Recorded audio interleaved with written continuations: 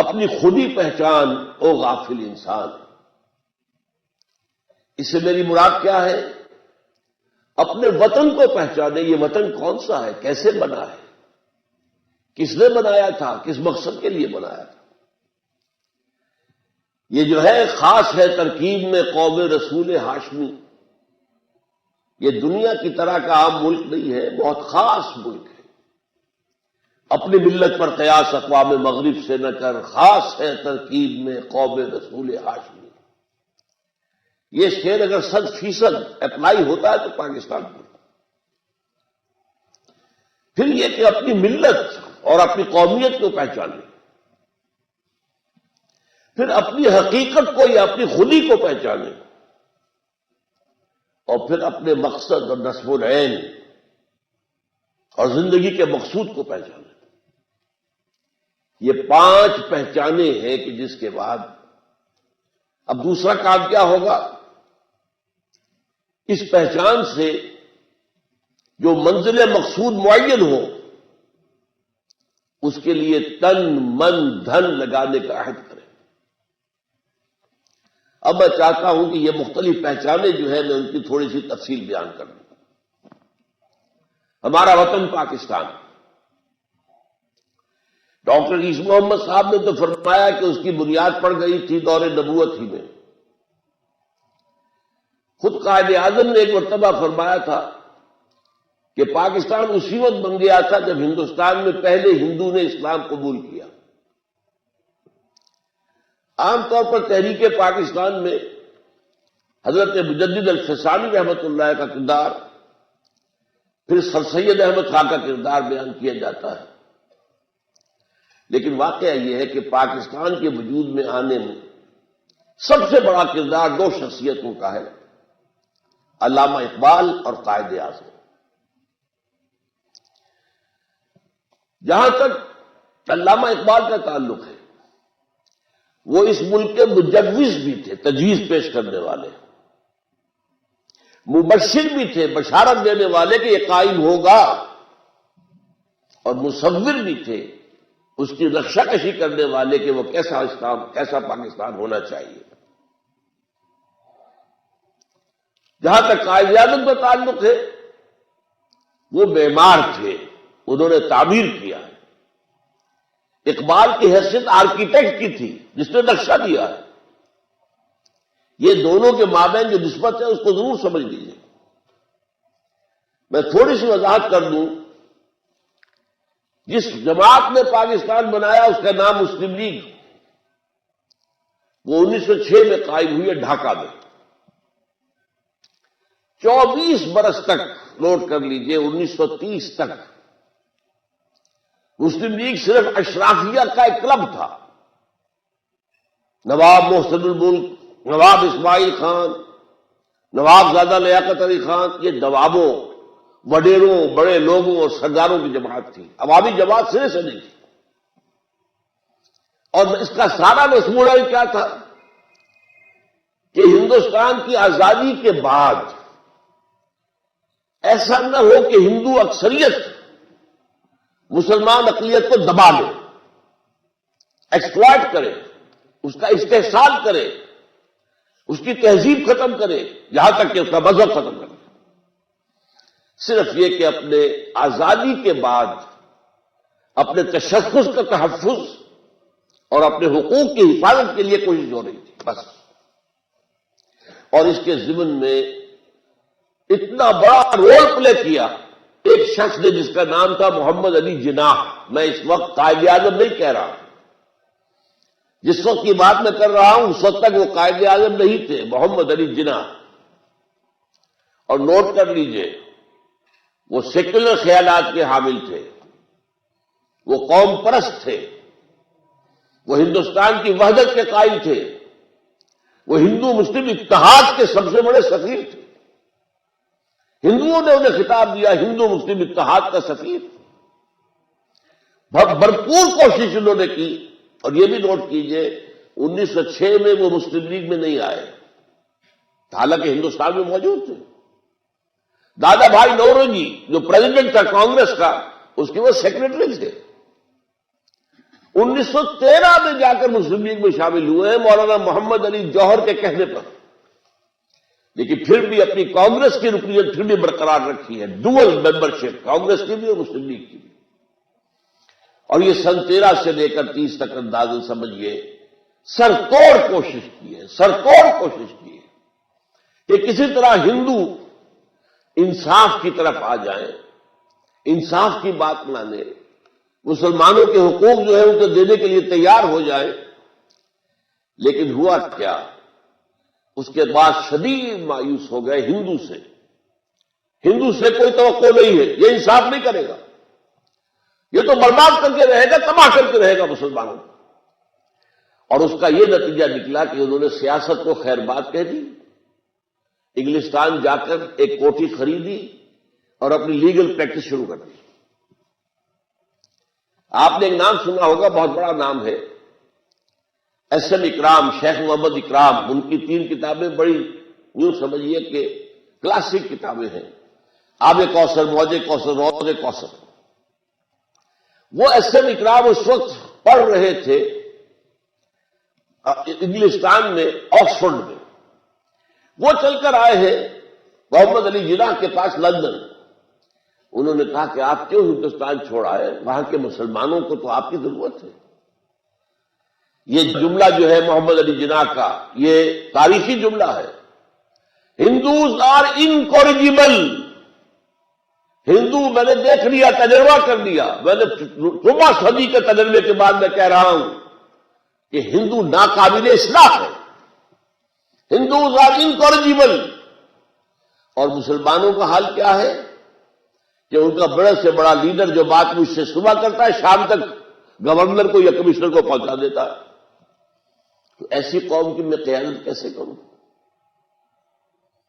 یہ میں نے چاہا کہ آپ مسلم لیگ کی تحریک کے 2 ادوار کو تقسیم کر لیجیے 1930 پر۔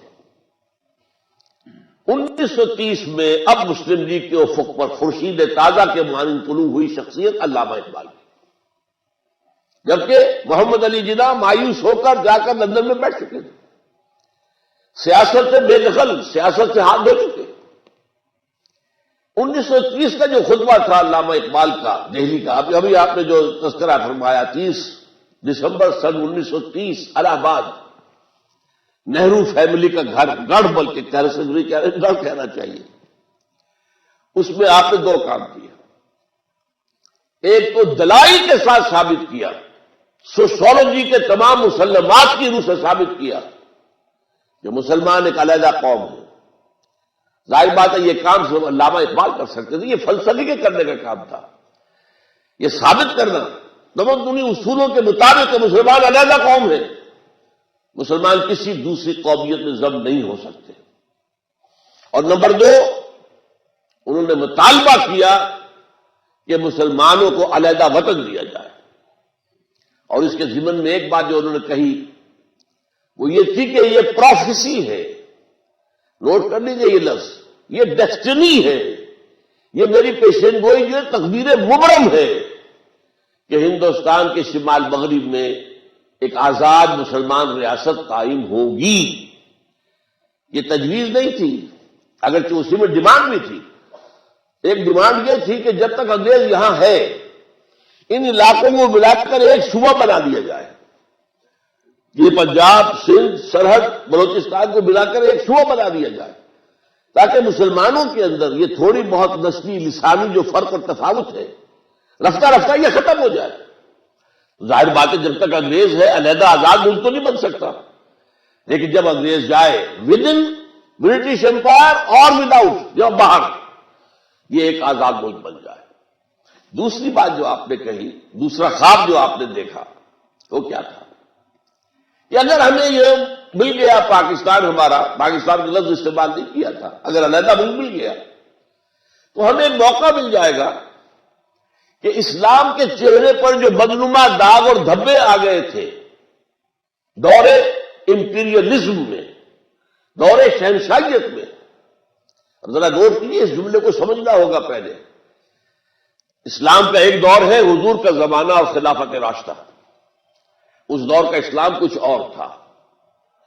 پھر دور ملوکیت کا ہے، بنو امیہ کا اسلام، بنو عباس کا اسلام اور ترکوں کا اسلام. یہ اسلام سلجوقیوں کا اسلام، مغلوں کا اسلام، صفویوں کا اسلام، یہ اسلام کچھ اور تھا. لیکن طویل دور تو انہی کا ہے. دنیا اسلام کو دیکھتی ہے ان کے آئینے میں.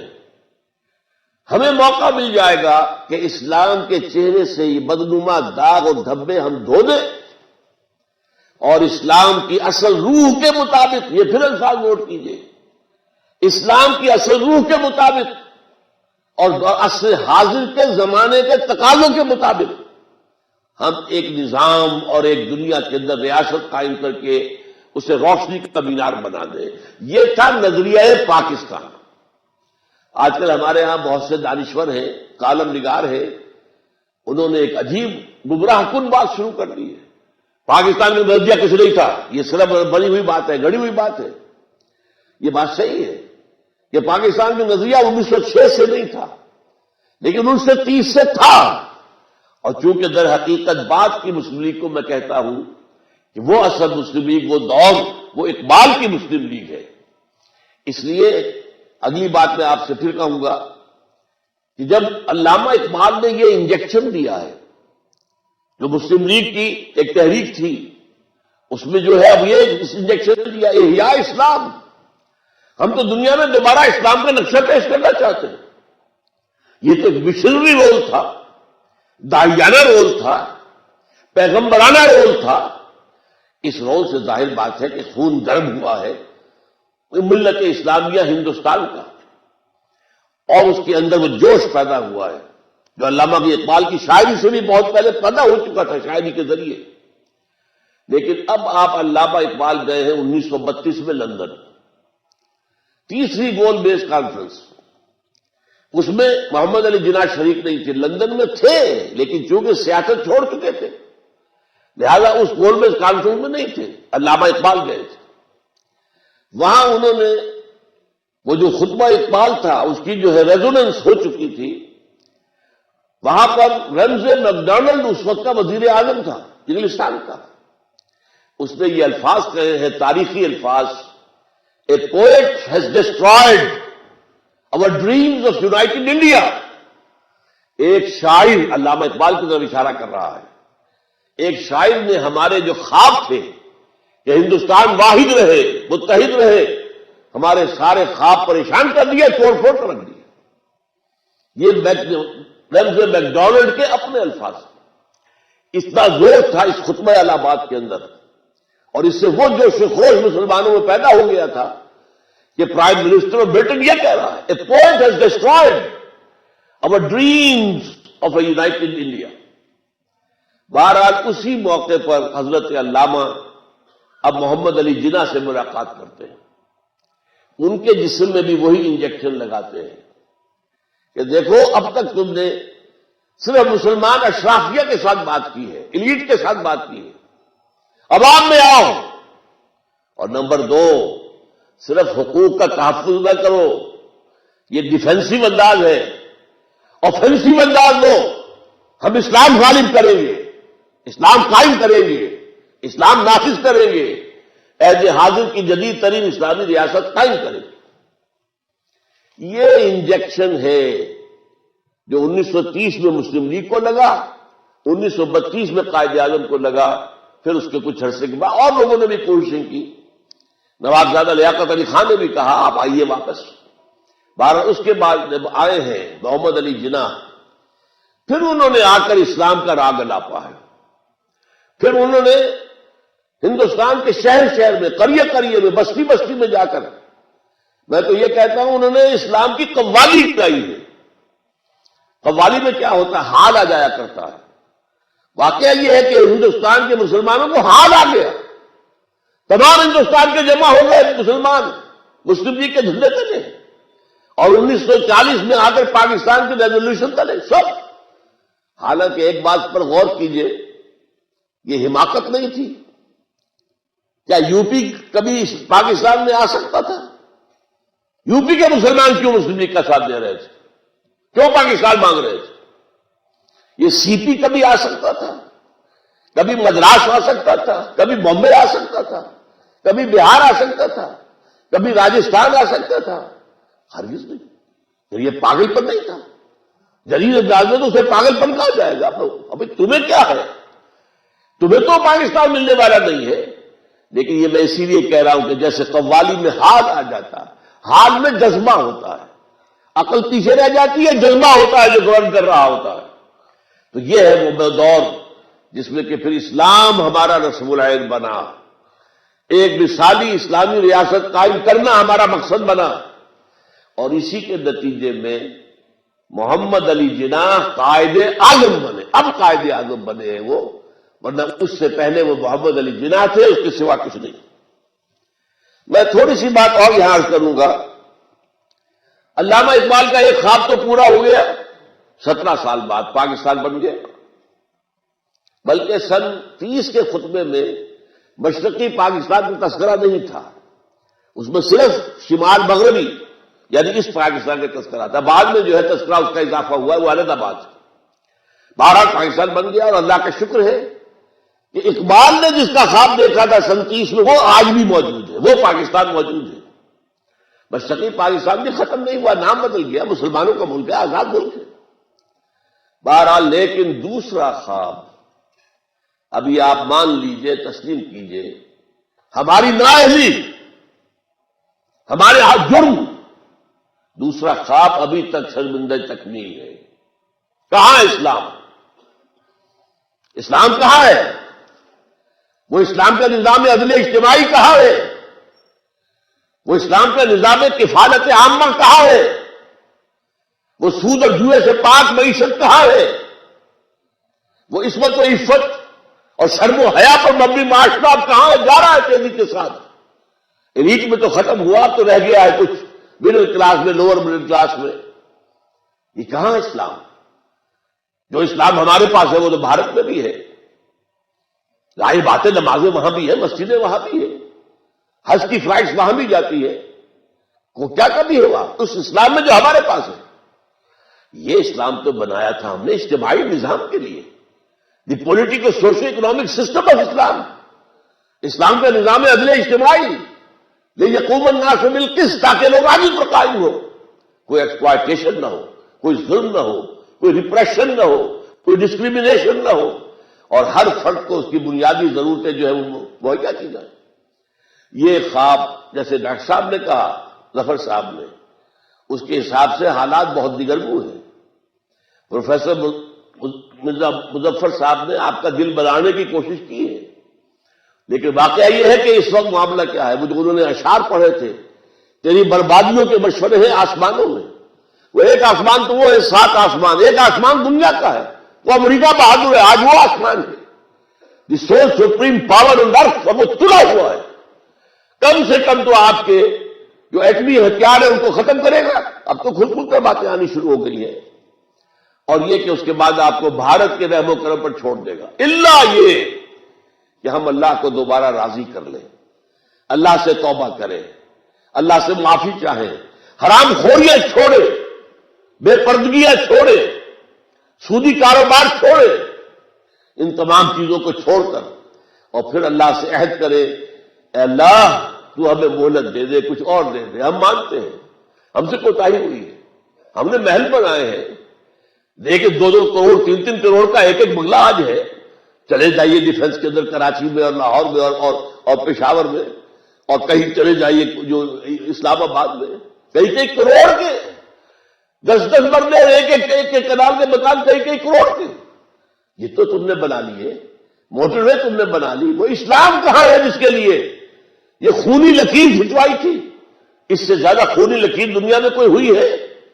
لاکھوں آدمی مرے ہیں، ہزارہ عورتوں کی عصمت دری ہوئی ہے، ہزارہ عورتیں ہماری جو ہے وہ کڈنیپ کی گئی، انہی کے پاس رہی ہے.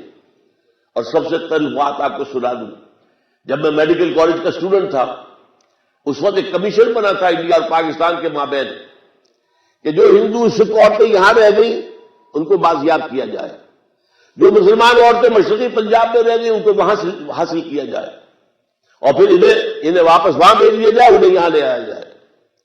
اس کمیشن کے ایک رکن نے مجھے ایک بات بتائی، وہ جب بھی میں یاد کرتا ہوں میں کب کب کی تاریخ ہوتی ہے. کہتے ہیں وہاں مسلمان عورتوں نے ہمارے ساتھ آنے سے انکار کر دیا. بات کیا کہی 100% درست تھی. اب آئے ہمیں لینے کے لیے جب ہمارے 2-3 بچے ہو گئے نا.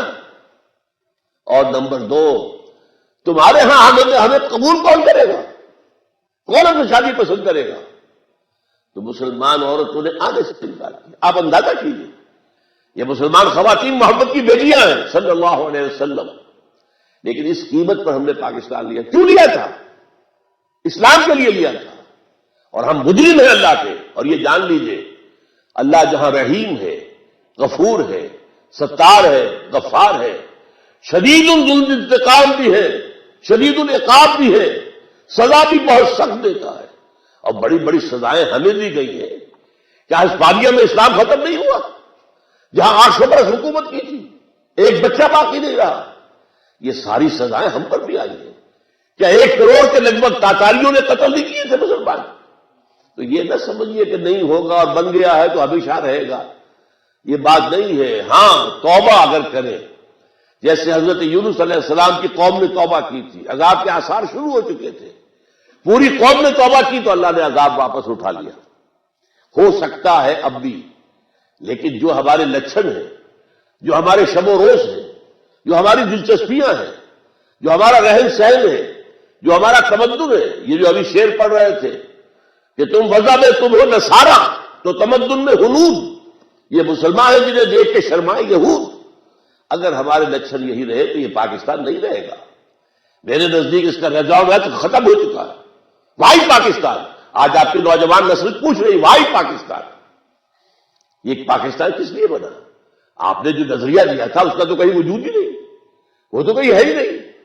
بلکہ لوگ کہہ رہے ہیں نظریہ کوئی تھا ہی نہیں، یہ بکواس ہے. یہ تو جنرل شیر علی نے ایک خاص موقع پر ایوب خان کے دور میں بنا لیا تھا نظریہ پاکستان. نظریہ پاکستان کچھ ہے ہی نہیں. میں نے آپ کے سامنے وہ الفاظ پڑھ دیے، میرے پاس اصل الفاظ بھی موجود ہیں، لیکن پڑھ کر سنانا میرے لیے یہاں پر جو ظاہر بات ہے کہ ممکن نہیں ہے. کہ اگر اول یہ کہ شمال مغرب میں ہندوستان کے ایک آزاد اسلامی ریاست بنے گی، اور اگر ہمیں موقع مل گیا تو ہم اسلام کے چہرے پر جو بدنما داغ اور دھبے دور ملوکیت میں آ گئے تھے، عرب امپیریلزم کا استعمال کیا ہے، ان دو دھبوں کو دھو کر اسلام کا روح انور، اسلام کا اصل چہرہ، روشن چہرہ دکھا دے، جو اس کی اصل روح یعنی دور خلافت راشدہ کی روح اور عصر حاضر کے تقاضوں کو ملا کر ایک جدید اسلامی ریاست بن جائے. بہرحال پہلی بات تو یہ کہ آپ اس پاکستان کے وارث ہیں، اس پاکستان کا قرض ہے آپ پر، مجھ پر، ہر انسان پر. لیکن ہم نے اگر صرف اپنے پروفیشنز، اپنی کوٹھیاں، اپنے ڈرائنگ رومز، اپنے ہی سمسارے جو ہے اعلیٰ سے اعلیٰ کار اور اعلیٰ سے اعلیٰ جو ہے بڑے سے بڑا ٹی وی لا کر رکھنا، اگر زندگی کا مقصد یہ بن گیا تو دیکھنا ان بستیوں کو تم کے ویراں ہو گئی، دیکھنا ان بستیوں کو تم کے ویراں ہو گئی. یہ جو اشعار پڑھے تھے ڈاکٹر صاحب نے وہ صحیح ہے بالکل. تمہاری داستان تک بھی نہ ہوگی داستانوں میں. آپ کے جو تھنک ٹینک ہے امریکہ میں بیٹھے ہوئے وہ کہہ رہے ہیں 2015 کے بعد کوئی پاکستان نہیں ہوگا نقشے کے اوپر. جیسے کہ آپ کو معلوم ہے پچھلی صدی میں 2 عظیم سلطنتیں مٹ گئی. شروع میں سلطنت عثمانیہ، دی گریٹ عثمان امپائر، پہلی جنگ عظیم کے بعد ختم. نسیم منسیہ یہ بھی نہیں پتا کہاں ہوتی تھی. اور آخر میں آ کر اس صدی میں U S S R, the great U S S R dissolved. آج کو بتا سکتا ہے کہاں تھا وہ؟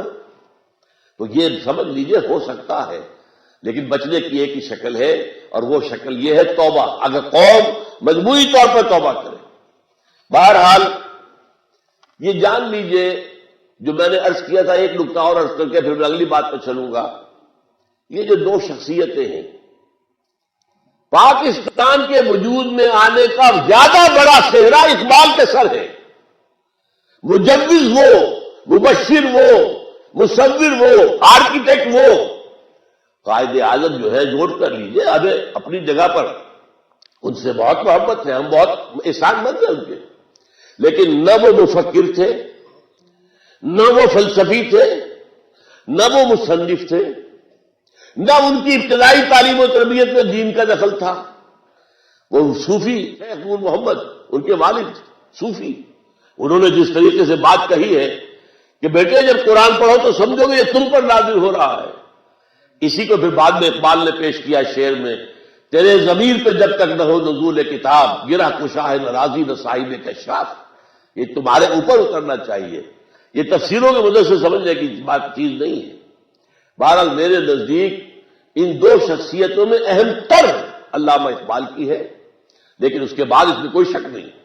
قائد اعظم، ایک سیاستدان، ایک دور اندیش اسٹیٹس مین، پھر نہایت کھڑا آدمی، نہایت سچا آدمی، تسنع آس پاس بھی نہیں. مسلمانوں کا لیڈر بننے کے لیے یہ نہیں کیا کہ داڑھی رکھ لیں تاکہ مسلمان جو ہے وہ ان کو بھی اپنا ایک لیڈر بنا لیں. اس وقت تک تو علماء ہوتے تھے لیڈر، اور تو کوئی لیڈر تھا ہی نہیں.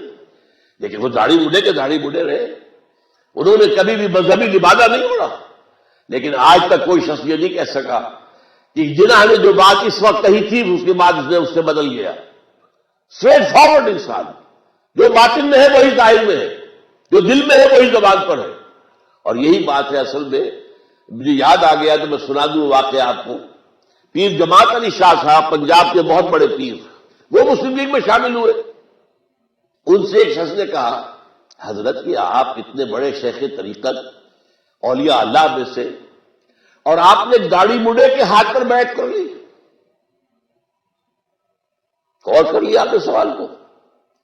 اب جواب سنیے، اس کو آپ سمجھیے کہ آب زر سے لکھے جانے کے قابل. پیر جماعت علی شاہ صاحب نے فرمایا، نہیں بھائی میں نے کوئی بیعت نہیں کی ہے، میرا تو ایک مقدمہ ہے، ہندو قوم کے ساتھ میرا مقدمہ ہے. مجھے چاہیے ایک وکیل، اور وکیل میں چاہیے دو باتیں، ماہر ہو اور نمبر دو بکنے والا نہ ہو. یہ دو اوصاف ہیں محمد علی جناح کے اندر. میں نے اس لیے اسے اپنے قومی مقدمے کا وکیل بنایا، اس کے ہاتھ پر کوئی بیعت نہیں کی ہے. تو ہمیں چاہیے احترام یقیناً دونوں کا ہے، دونوں کے ممنون احسان ہیں ہم، لیکن ہم سے غلطی ہوئی ہے. جب بھی ہم نظریات پاکستان کی بنیاد کی بات کرتے ہیں تو زیادہ اہمیت قائد اعظم کو دے دیتے ہیں. ان کے اقوال، ان کی تقاریر، ان کی کوئی کتاب تو ہے ہی نہیں، کوئی مرتب فکر ان کا ہے ہی نہیں. نہ وہ مصنف ہے، نہ مفکر ہے، نہ فلسفی ہے، کچھ بھی نہیں. وہ تو ٹھیک ہے ان کی تقاریر ہے اور ان کے بیانات ہیں، وہ ہوتے تھے موقع کے مطابق، ایک ہر جگہ پر جو ہے اس کے وقت کے حساب سے، اس جگہ کے حساب سے بیان دے رہے ہیں.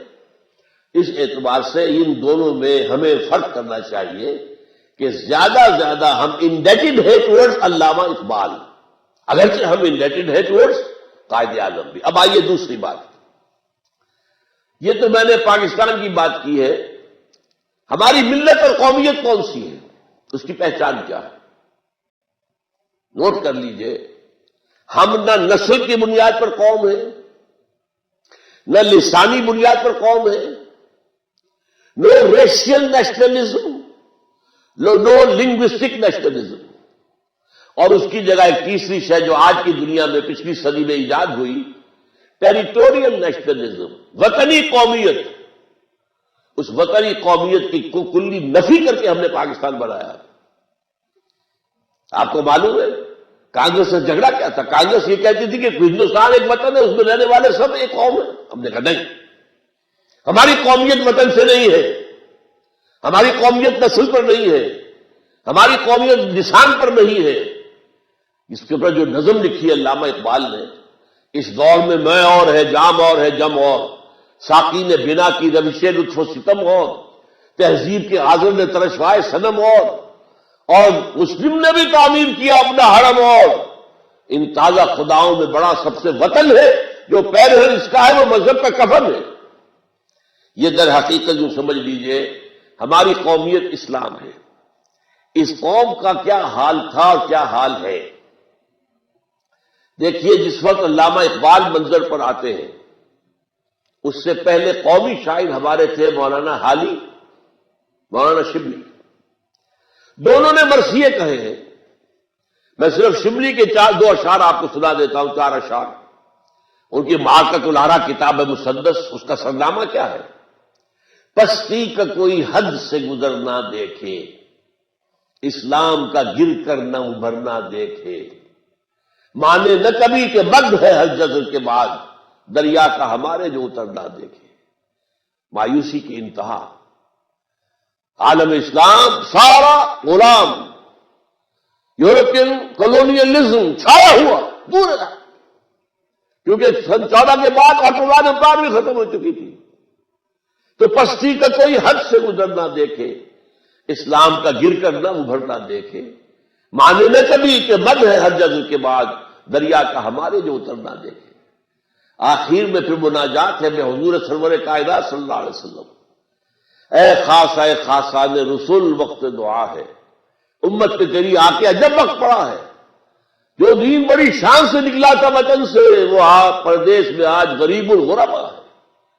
یہ حالت تھی جب علامہ اقبال آئے ہیں، ان کے ہاں آپ کو دونوں چیزیں ملیں گی، مرثیہ بھی ہے، مرثیہ کہا ہے انہوں نے، ان کی نظم جو ہے صقلیہ پر، جزیرہ سسلی، جب انگلینڈ جا رہے تھے بحیرہ روم کو عبور کرتے ہوئے، جب صقلیہ کے پاس سے جہاز گزرا ہے تو جو خون کے آنسو روئے ہیں اس نے، یہ مسلمانوں کی تہذیب کا جو ہے، رو لے اب دل کھول کر رہے دیدہ خون آبا بار، وہ نظر آتا ہے تہذیب حجازی کا مزار، تھا یہاں ہنگامہ ان سیرا رشیدوں کا کبھی، بہر بازی گاہ تھا جن کے سفیدوں کا کبھی۔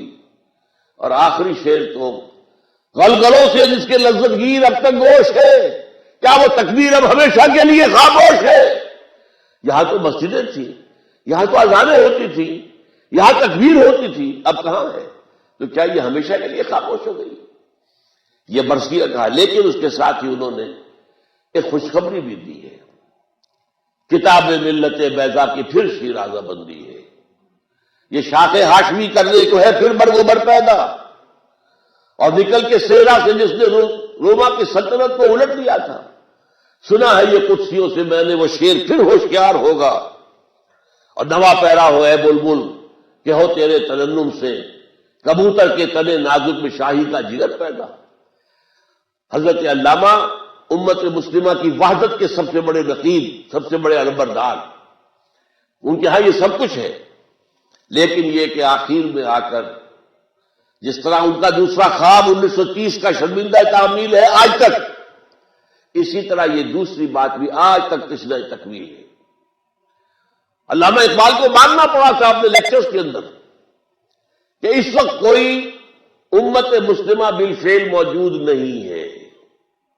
دیکھیے اس کا خواب دیکھا تھا، ایک ہوں مسلم حرم کی پاسبانی کے لیے، نیل کے ساحل سے لے کر تابخا کے کاشغر، اور تہران ہو اگر مشرق، اگر عالم مشرق کا جنیوا، شاید قرۂ ارض کی تقدیر بدل جائے، لیکن یہ کہ کہنا پڑا کہ اس وقت کوئی امت مسلمہ نہیں ہے۔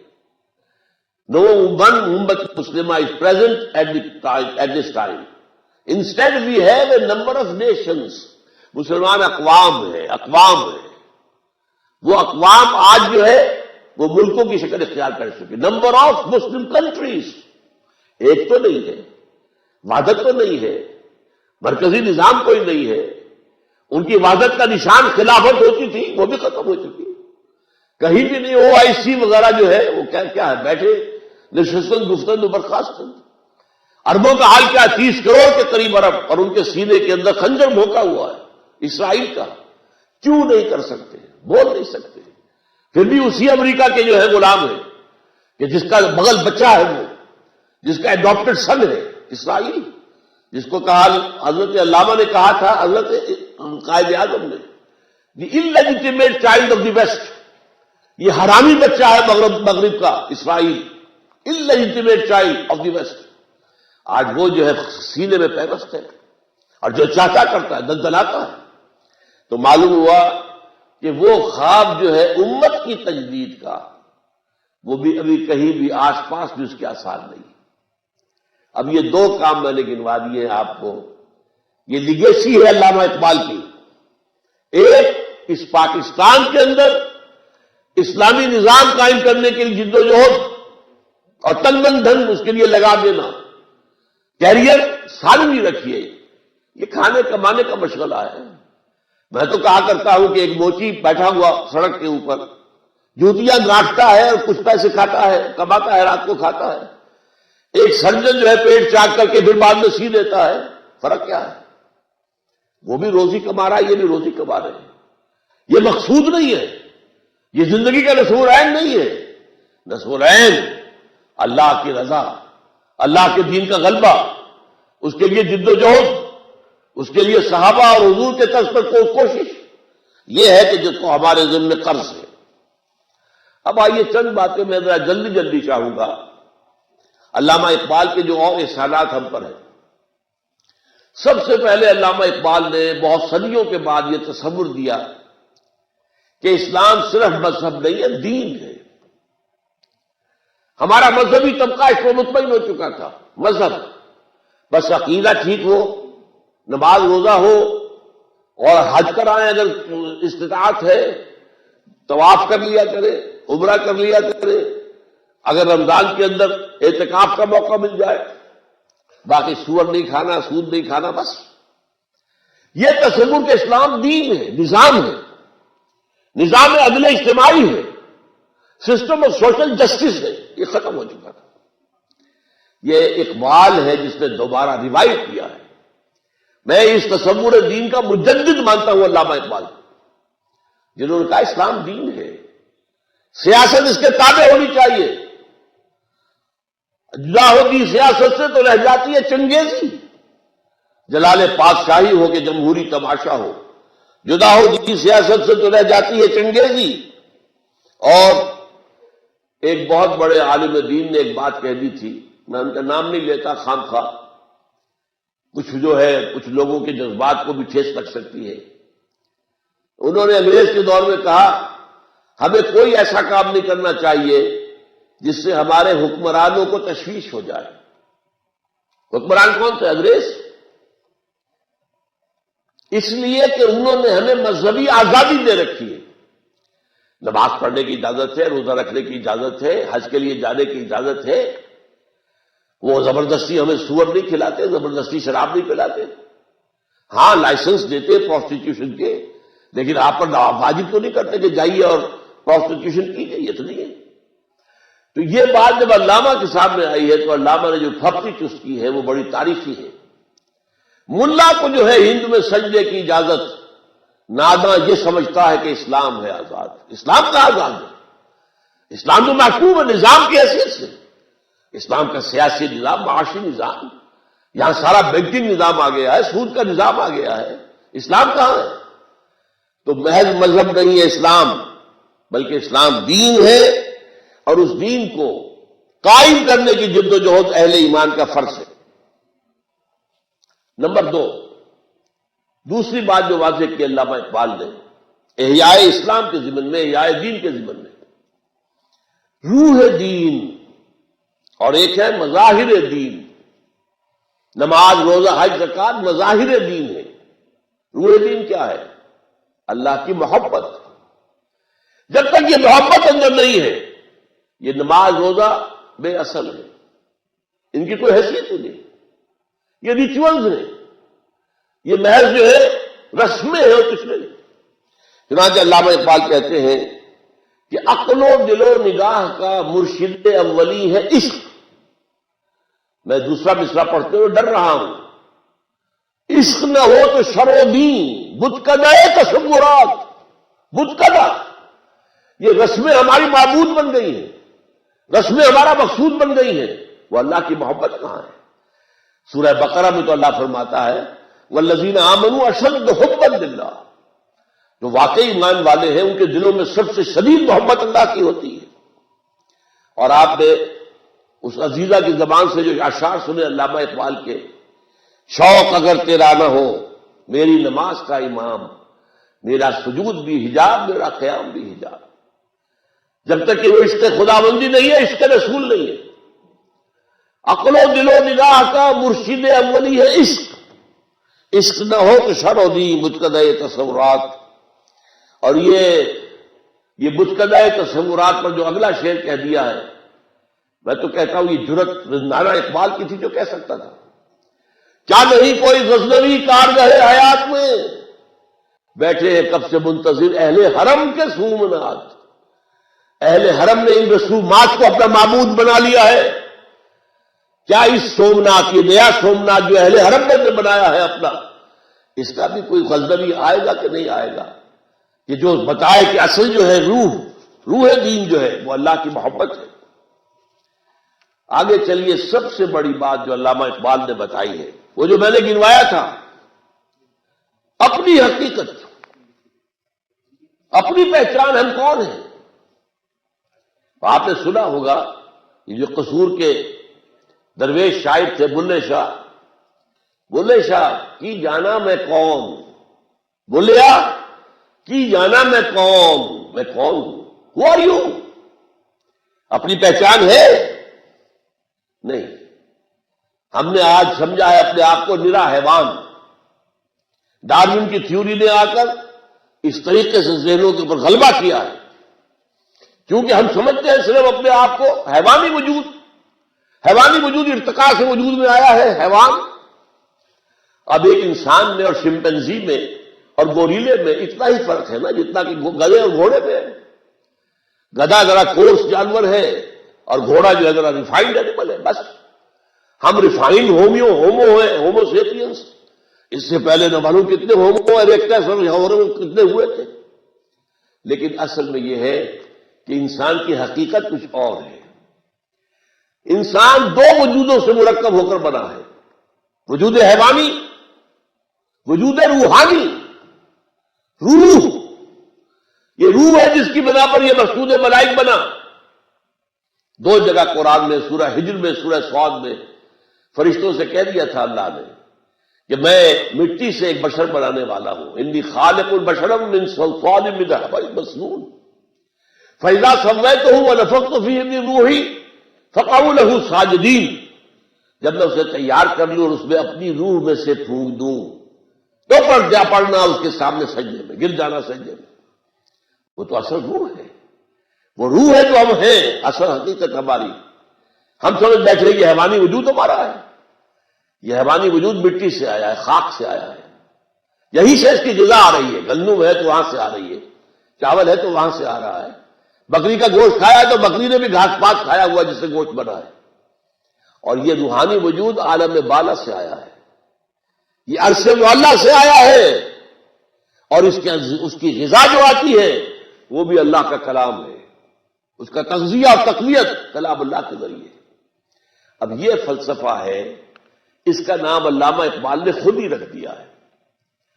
چنانچہ سید نذیر نیازی جو علامہ کے خاص قریب بیٹھنے والے تھے، ہم نشین تھے، انہوں نے علامہ سے کہا، ابھی جو پروفیسر مظفر مرزا صاحب نے کہا تھا کہ علامہ نے مشرق اور مغرب کے سارے فلسفے پڑھے، بڑے بڑے فلسفیوں کے نام انہوں نے گنوا دیے تھے، تو یہ کہا کہ سید نذیر نیازی نے کہا علامہ سے کہ کوئی کہتا ہے کہ آپ نے اپنا مسئلہ جو خودی کا ہے فلسفہ، یہ آپ نے نشے سے لیا ہے، کوئی کہتا برگساں سے لیا ہے، کوئی کہتا جیلی سے لیا، کس سے لیا آپ؟ فرمایا اچھا کل فلاں وقت آ جانا، میں تمہیں ڈکٹیٹ کرا دوں گا۔ سید نذیر نیازی نے یہ واقعہ ہماری قرآن کانفرنس میں سنایا خود، کہتے میں بڑا خوش، میری خوش نصیبی، شاعر مشرق مجھے ڈکٹیٹ کرائیں گے کہ فلسفہ خود ہی میں نے کہاں سے لیا۔ گیا میں خوشی خوشی پینسل کاپی تیار کر کے، جب میں بیٹھ گیا تو فرمایا ذرا قرآن مجید نکال لینا۔ کہتے ہیں کہ میرے ارمانوں پر اوس پڑ گئی، میں سمجھتا تھا فلسفے کی کتاب نکلوائیں گے، کوئی ہسٹری آف فلاسفی کی کتاب نکلوائیں گے، کچھ بھی نہیں، قرآن۔ کہا کھولو اسے، پڑھو سورہ حشر، اس کی آیت 19، وَلَا تَكُونُوا كَالَّذِينَ نَسُوا اللَّهَ فَأَنسَاهُمْ أَنفُسَهُمْ، ان لوگوں کے مانند نہ بن جانا جنہوں نے اللہ کو بھلا دیا تو اللہ نے انہیں اپنے آپ سے غافل کر دیا۔ آپ سوچئے یہ اپنا آپ کون سا ہے جس سے انسان غافل ہوتا ہے؟ کیا ہم اپنے حیوانی وجود کے تقاضوں سے غافل ہوتے ہیں؟ پیٹ کھانے کو مانگتا ہے، کیا اس کے لیے بھاگ دوڑ نہیں کرتے؟ ہماری دوسری خواہش ہے، شادی کرتے ہیں، ہمیں آرام چاہیے، ہمیں چھت چاہیے اپنے سر کے اوپر، بناتے کہ نہیں بناتے گھر؟ یہ سارے معاملات جو ہیں یہ در حقیقت ہم کسی چیز سے غافل نہیں ہوتے۔ دانت میں درد ہو جائے تو چاہے رات کو جا کر 1 بجے کسی ڈینٹل سرجن کے جو ہے جا کر گھٹیاں بجا کے اسے جگانا پڑے، ہوتا ہے کہ نہیں؟ وہ کون سا اپنا آپ ہے جس سے وہ غافل ہو گیا انسان؟ اسی اپنا آپ کو ایک اور شعر میں علامہ اقبال نے بیان کیا ہے، ڈھونڈ کے اپنی خاک میں جس نے پایا اپنا آپ. غور کیجیے، یہ خاک ہے جس کے اندر اپنا آپ کچھ مضمر ہے، کوئی اور شے ہے جو چھپی ہوئی ہے.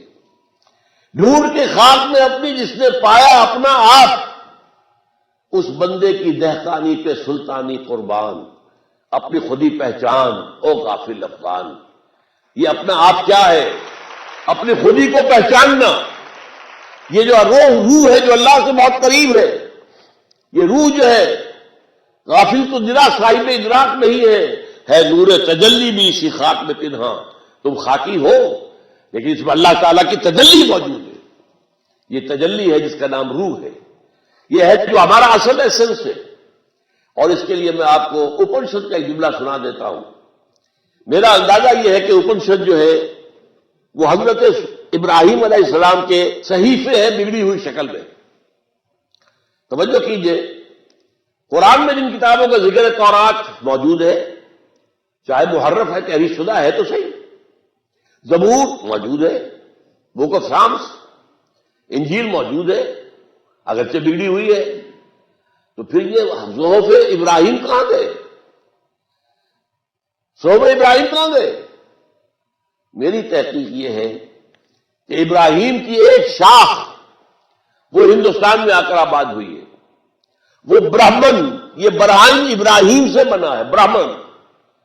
اور برہما جو خدا کا نام ہے، خدا کا تصور برہما اور ابراہم اور برہم، اور ان کے جو صحیفے تھے وہ بگڑی ہوئی شکل میں اپنشد میں شکل میں موجود ہے.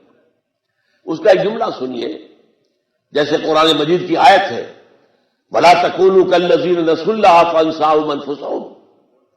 اسی طرح اپنشد کہتا ہے man in his ignorance identifies himself with the material sheets which encompass his real self.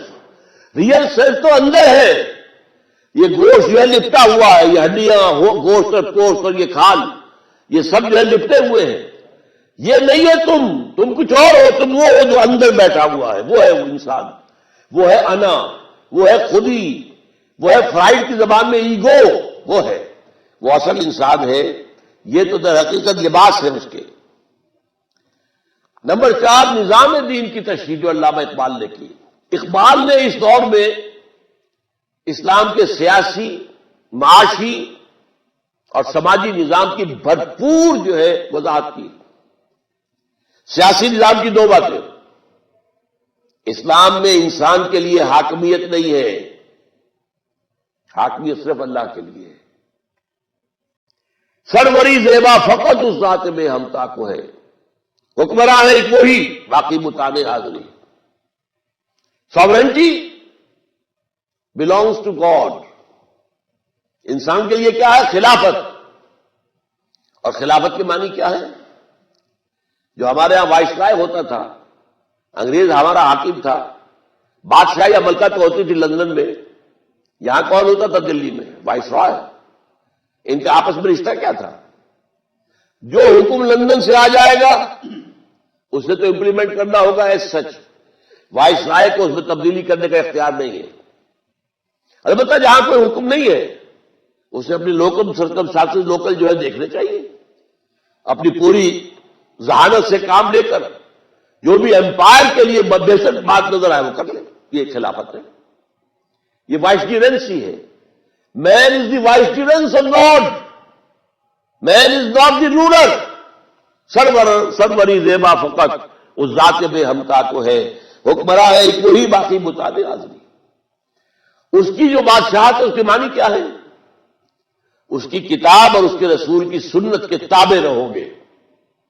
جہاں ان دونوں کا حکم ہے سر تسلیم خم، جہاں حکم نہیں ہے یہ امرہم ہے، اللہ نے تمہارے اوپر چھوڑ دیا ہے. امرہم شورا بینہم، آپس میں مشورہ کر کے معاملہ طے کرو. یہ ہے اسلام کا نظام. یہ ڈیموکریسی نہیں ہے، یہ تھیوکریسی نہیں ہے. ڈیموکریسی کی بنیاد ہے پاپولر ساورنٹی پر. ساورنٹی یہ اللہ کی ہے، یہ اپنا نظام ہے، نظام خلافت. آگے چلیے اسی طریقے سے معاشی نظام کا اصل کیا ہے؟ وہ اصل الاصول ملکیت تامہ صرف اللہ کی ہے. جیسے حاکمیت مطلقہ اللہ کی ہے. انسانوں کے لیے خلافت، ملکیت تامہ، ہر شے اس کائنات میں جو ہے اللہ مالک ہے. لہو ملک السماوات والارض، آسمان اور زمین کی ملکیت اس کی ہے. انسان کے لیے جو کچھ ہے امانت ہے. جو علامہ اقبال کہتے ہیں کہ رزق خود را از زمیں بردن نواست، ای متاع بنداؤ مل کے خداست. زمین سے اپنے لیے روزی نکال لینا جائز ہے، لیکن اسے ملکیت نہ سمجھو. یہ متاع بندہ، بندے کے لیے استعمال کی چیز ہے، ملک خداست، اور یہ خدا کی ملکیت ہے. یہ تو اس پچھلی صدی میں اقبال نے کہا ہے نا. 700-800 سال پہلے شیخ سعدی کہہ چکے ہیں، این امانت چند روزہ نزد باست، در حقیقت مالک ہر شے خداست. جو بھی ہمارے پاس ہے، آپ غور کیجئے، ہم اپنے جسم کے مالک نہیں ہیں. یہ جسم بھی ہمارے پاس امانت ہے، یہ ہاتھ بھی اللہ کی امانت ہے. اسی اللہ کی مرضی کے کام میں استعمال کرو گے، اللہ کی مرضی کے خلاف استعمال نہیں کرو گے. یہ تمہارے پاؤں، یہ اللہ کی امانت ہے. اللہ کی مرضی کے مطابق کرو گے، ان سے غلط رخ پر نہیں جاؤ گے، غلط مضمون ہے، منزل کی طرف نہیں جاؤ گے. تو یہ ہے در حقیقت مالک ہر شے خداست، این امانت چند روزہ نزد باست. اور تیسری بات جو ہے، اسلامی معاشی نظام میں ہر شخص کی بنیادی ضروریات کی کفالت زکوٰۃ کے ذریعے سے. یہ جو سوشل انشورنس کا پروگرام آج دنیا میں ہے، چیریٹی ویلفیئر، جس میں ہائیسٹ لیول پر اسکینڈینیوین کنٹریز ہے، یہ سب سے پہلے اسلام نے دیا. سب سے پہلے عمر نے کہا تھا رضی اللہ تعالی عنہ کہ اگر کوئی دجلہ و فرات کے کنارے کتا بھی بھوکا مر گیا تو عمر ذمہ دار ہوگا. یہ آج بھی نہیں ہے آپ کے پاس، لیکن یہ کہ اسلام نے دیا تھا پہلے. تو بہترین نظام، آئلی نظام یا سماجی نظام، اس کا پہلا اصول کیا ہے؟ تمام انسان پیدائشی طور پر برابر، کوئی اونچا نہیں، کوئی نیچا نہیں، کوئی بڑھیا نہیں، کوئی گھٹیا نہیں. نوٹ کر لیجیے میری بات کو. پیدائشی طور پر گورا کالا ایک، مشرقی مغربی ایک، قریش اور حبشی ایک، سب ایک، مرد اور عورت ایک، کوئی فرق نہیں ہے. مرد افضل نہیں ہے عورت سے، نوٹ کر لیجیے. ایک اعتبار سے، انتظامی اعتبار سے بات اور ہوگی، وہ بات میں بتاؤں گا میں. لیکن پیدائشی طور پر all human beings by birth are absolutely equal. اس کے بعد فرق کیسے پڑتا ہے؟ وہ ایکوائرڈ کریکٹر سے پڑے گا. آپ نے علم زیادہ حاصل کیا ہے، آپ افضل ہو گئے. آپ نے نیکی کا کام زیادہ کیا ہے، آپ افضل ہو گئے. آپ متقی زیادہ ہیں، ان اکرمکم عند اللہ اتقاکم، آپ متقی اوپر ہو گئے. ایک پیدائشی طور پر کوئی فرق نہیں ہے انسانوں کے اندر. اور یہ جو میں نے آپ سے کہا، جب نظام خاندان بنتا ہے، اس میں ظاہر بات ہے عورت اور مرد ویسے برابر ہے. ہیومن آنر، ہیومن ریسپیکٹ، اس سب میں برابر ہے. ہیومن بینگز ہے، ایک ہی باپ کے نطفے سے ہے بیٹا بھی اور بیٹی بھی، اور ایک ہی ماں کے رحم پہ پرورش پائی ہے بیٹے نے بھی بیٹی نے بھی. فرق کیسے ہو جائے گا؟ کوئی فرق نہیں. ہاں، when they enter into a marriage act contract, now they are not equal. شادی ہو گئی، آپ کو ادارہ بنانا ہے. ایک ادارے کے دو سربراہ برابر کا اختیار رکھنے والے نہیں ہو سکتے. سوچئے، آپ کے کالج کے دو پرنسپل ہو سکتے ہیں؟ کسی مینیجنگ کمیٹی کے دو چیئرمین ہو سکتے ہیں؟ دو مینیجنگ ڈائریکٹر ہو سکتے ہیں؟ امپاسبل. انتظامی اعتبار سے فرق ہو جائے گا. الرجال قوامون علی النساء، لیکن یہ انتظامی معاملہ ہے بس. یہ نہیں ہے کہ عورت کمتر ہے اور مرد جو ہے وہ برتر ہے، عورت افضل مفضول ہے اور مرد جو ہے افضل نہیں. پھر یہ کہ اس سماجی معاملے میں اللہ تعالیٰ کا نظام جو ہے، جو جس کی اقبال نے کی ہے، حافظ ناموس زن، مرد آزما مرد آفری. پورا نظام کیا ہے؟ یہ سیگریگیشن آف سیکسز اسلام نے جو دیا، جو آج ہمارے یہاں نہیں ختم ہو رہا ہے، یہ ہمارے یہاں سطر اور پردے کے احکام جو ختم ہو رہے ہیں تیزی کے ساتھ، یہ جو گھر کی چار دیواری ہے، یہ قلعہ ہے، اب جو ختم ہو رہا ہے۔ اب تو گھر وہ بنتے ہیں جن میں چار دیواری ہے ہی نہیں، وہ تو در حقیقت سامنے سے بھی کھلا، پیچھے سے بھی کھلا ہے۔ پہلے وہ گھر بنتے تھے چاروں طرف تعمیر، درمیان میں صحن، اور یہ نہیں ہوتا تھا کہ اگلے مکان سے وہاں کو جہاں صحن کے اندر کہیں کوئی جو نگاہ پڑ جائے، نہیں، ممکن ہی نہیں۔ تو یہ نوٹ کیجئے، یہ ہے وہ نظام کے جو دیے ہیں، جو ان کا تذکرہ کیا علامہ اقبال نے۔ اب اگلی بات، ویسے اب میں جلدی ختم کر رہا ہوں، آپ گھبرائے نہیں۔ علامہ اقبال انقلاب کا بہت بڑا داعی ہے۔ میں اس کا صرف آپ کو دو ہے ایک بڑی نظم کے کا ایک سٹینزا سنا رہا ہوں۔ خواجہ از خون رگے مزدور صادر لال ناب، از جفائے دے خدایاں کشت دہقانہ خراب، انقلاب انقلاب ہے انقلاب۔ خواجہ یعنی سرمایہ دار، خواجہ از خون رگے مزدور، وہ اپنے مزدوروں کی رگوں میں دوڑنے والے سرخ خون سے، خواجہ از خون رگے مزدور صادر لال ناب، یہ جو شام کو شراب پی رہا ہے وہ کہاں سے آئی ہے؟ یہ مزدوروں کی رگوں کا دوڑتا ہوا خون ہے جس سے شراب کشید کی گئی ہے۔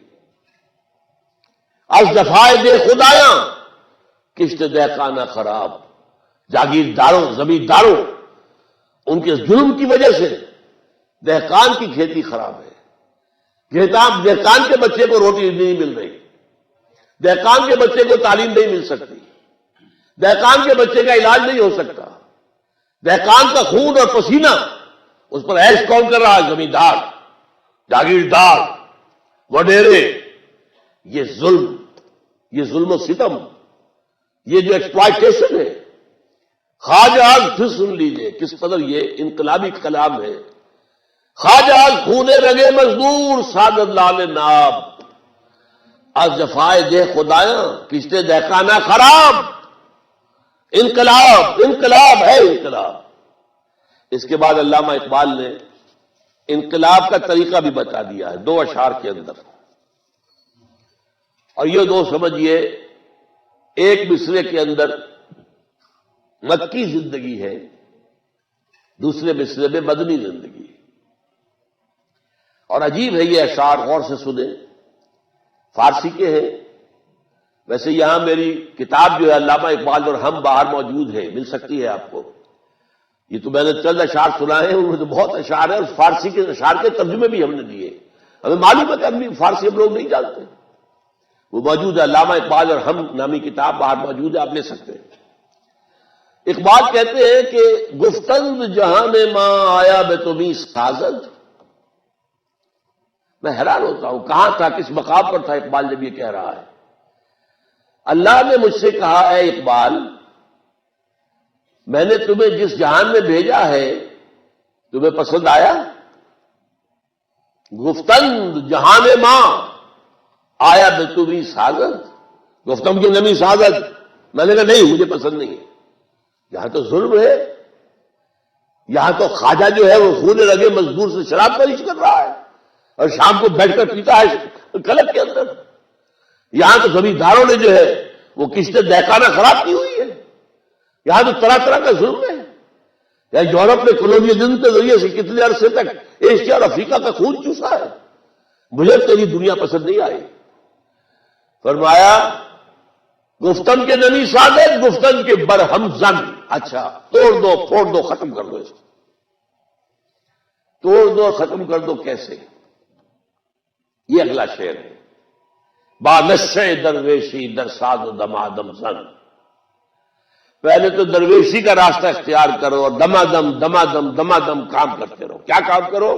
تبلیغ، دعوت، لوگوں کے ذہنوں کے اندر ایمان اتارو، لوگوں کے دلوں میں ایمان کو راسخ کرو، ان کا تزکیہ نفس کرو، ان کو منظم کرو، ان میں صبر کی عادت ڈالو، ان کے اندر تن من دھن قربان کر دینے کا وش پیدا کرو۔ یہ سب درویشی ہے۔ آپ کو اگر ایک جملے میں سمجھنا ہے تو یہ مکی زندگی ہے حضور کی. دعوت ہے، تبلیغ ہے، قرآن کی تعلیم ہے، تربیت ہے، تزکیہ ہے، صبر ہے. کوئی کہہ رہا پاگل ہے یہ تو، آپ نے کوئی جواب میں گالی تو نہیں دی نا، یہ تو ساحر ہے، آپ نے کوئی اس کا جواب نہیں دیا. برداشت کرو. یہاں یہ بدھ مت کے بھکشو بننا پڑے گا. یہاں اس مرحلے پر حضرت مسیح کے قول پر عمل کرنا پڑے گا کہ اگر تمہارے داہنے گال پر کوئی تھپڑ مارے بایاں بھی پیش کر دو. مکی دور یہ ہے. کہہ دیا گیا تھا کہ چاہے تمہارے ٹکڑے اڑا دیے جائیں تم نے کوئی ہاتھ نہیں اٹھانا. No retaliation, no retaliation even in self defence you can't raise your hands. یہ 12 برس ہے با نشہ درویشی در ساز دم آدم زن. یہ جماعت بنانا، ایک حزب اللہ بنانا، ایک جمعیت فراہم کرنا سرفروشوں کی جو سروں سے کفن باندھ چکے ہو، جو اپنے آپ کو تابع کر چکے ہو ایک نظم کے، اللہ کے نظم کے بھی تابع، جماعت کے نظم کے بھی تابع. بادشاہ درویشی در ساز و دم آدم زن جو پختہ شری خدرا بر سلطنت جم زن. جب تیار ہو جاؤ، طاقت کافی ہو جائے، there is enough of numbers، تربیت بھی ان کی اچھی ہو گئی ہے، منظم بھی ہے، سب کچھ قربان کرنے کو تیار بھی ہے، جان دینے کو کامیابی سمجھتے ہیں. شہادت ہے مطلوب و مقصود مومن، نہ مال غنیمت نہ کشور کشائی. تو اب سلطنت جم سے ٹکرا دو اپنے آپ کو. یہ ہے انقلاب کا پروسیس. ایک مصرے میں مکی زندگی ہے اور ایک میں مدنی زندگی ہے. اب آئیے آخری بات، اقبال اور قرآن. میری جو خصوصی نسبت اقبال کے ساتھ ہے وہ قرآن کے حوالے سے. قرآن مجید کے حوالے سے میں آپ سے ایک بات کہوں گا.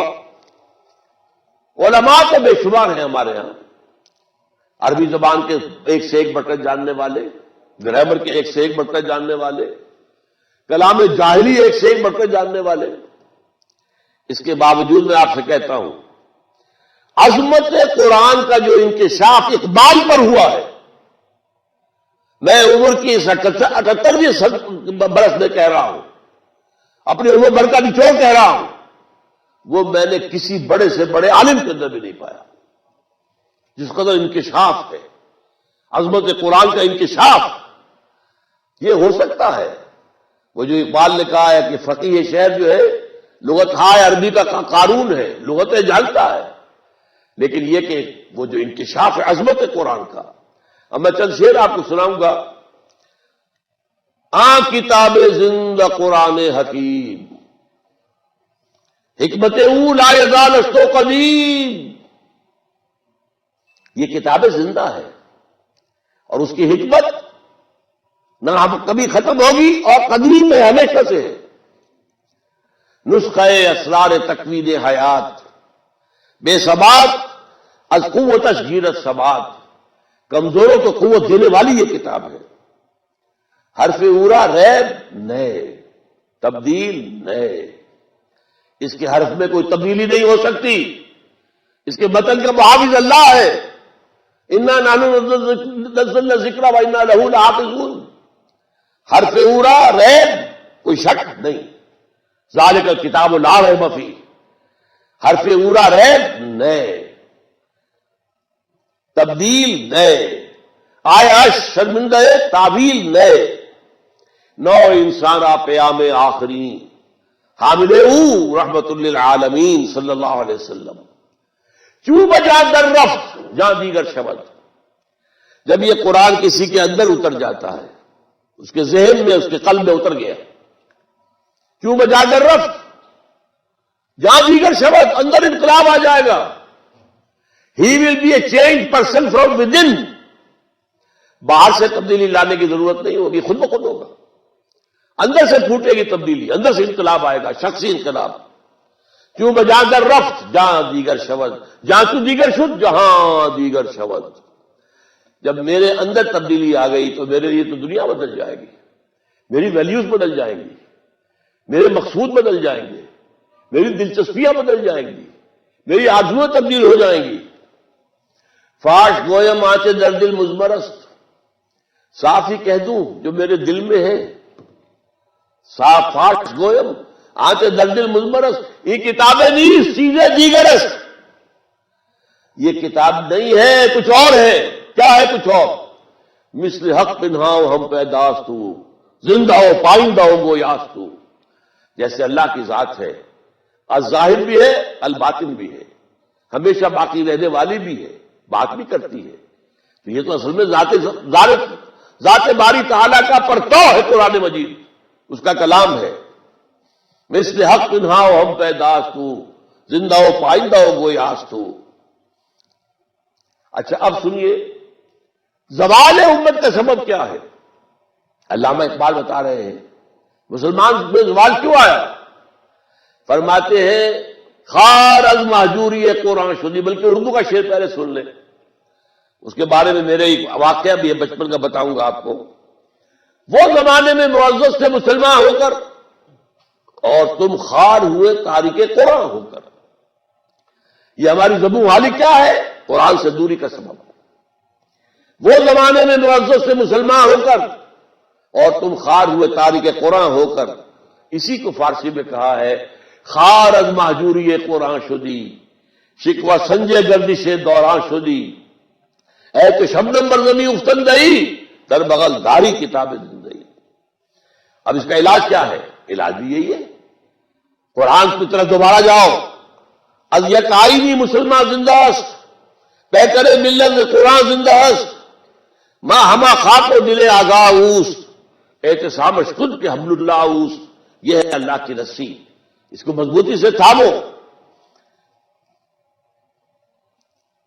دعوتی اور دوسری بات جو میں آپ سے آخری اس سلسلے میں عرض کروں گا، علامہ اقبال کا اپنا دعویٰ یہ ہے کہ میرے پیغام میں سوائے قرآن کے اور کچھ نہیں۔ علامہ اقبال کی ایک شاعری ہے 1894 سے 1904 تک، یہ ہے جیسے اردو کی عام شاعری ہوتی ہے، یہ جو ہجر و وصال کے معاملے اور عشق کے معاملے اور یہ گل و بلبل کی داستانیں، وہ داستانیں علامہ اقبال کی اس دور کی شاعری ہوئی ہے۔ سن 5 میں گئے ہیں انگلستان، اور ان کے بارے میں یہ بات جان لیجئے کہ ایک مصرع ان کا سنا رہا ہوں جو 100% ان پر راست آتا ہے۔ مسلمان کو مسلمان کر دیا طوفان مغرب نے، مغرب میں جا کر انہوں نے جس تہذیب کو دیکھا ہے، جس تمدن کو دیکھا ہے، اس کا رد عمل پیدا ہوا ہے، انہیں اسلام یاد آیا ہے۔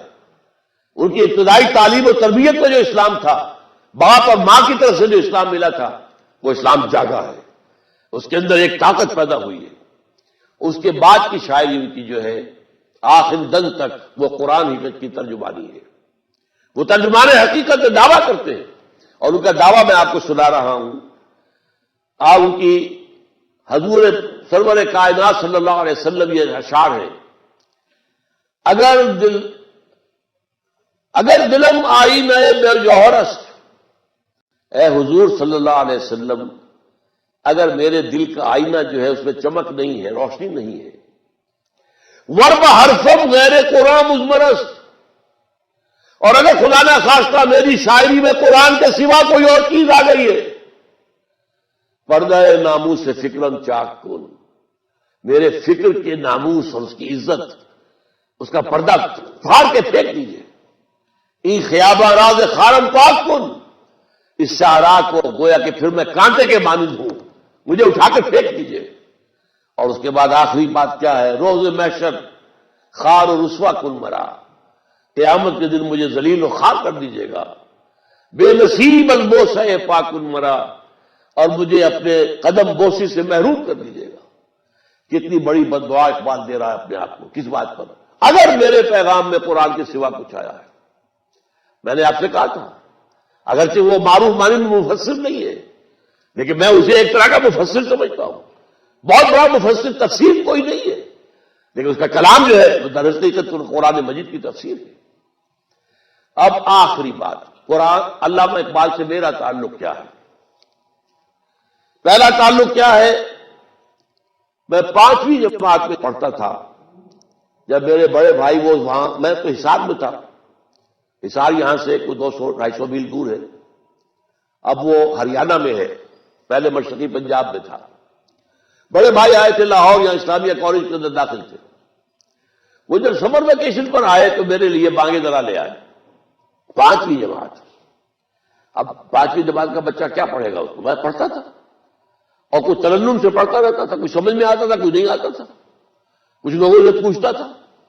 ہمارے قریب میں ایک آ گئے تھے جو مادری زبان صاحب زبان تھے، ان سے جا کر جو ہے ایکسائز انسپیکٹر تھے، ان سے پوچھتا تھا. لیکن یہ شعر اس وقت معلوم ہوتا ہے کہ میرے ذہن کی سب سے نچلی سطح پہ چپک گیا کہ وہ زمانے میں معزز سے مسلمان ہو کر اور تم خار ہوئے تاریخ قرآن. قرآن کے ساتھ یہ تعلق میرا اس شعر سے شروع ہوا ہے. اس کے بعد یہ میرا تعلق اور بہت سے تعلقات کے ساتھ اس کے رشتے جڑے ہیں. مولانا مودودی، مولانا اصلاحی، ابوالکلام آزاد، مولانا فراہی، اور یہ ڈاکٹر رفیع الدین مرحوم و مغفور، اور شیخین میرے شیخ الہند اور شیخ الاسلام. لیکن یہ ہے کہ واقعہ یہ ہے کہ میرے ذہن کی سب سے نچلی سطح پر بھی اقبال ہے اور سب سے اوپر کی سطح پر بھی اقبال ہے.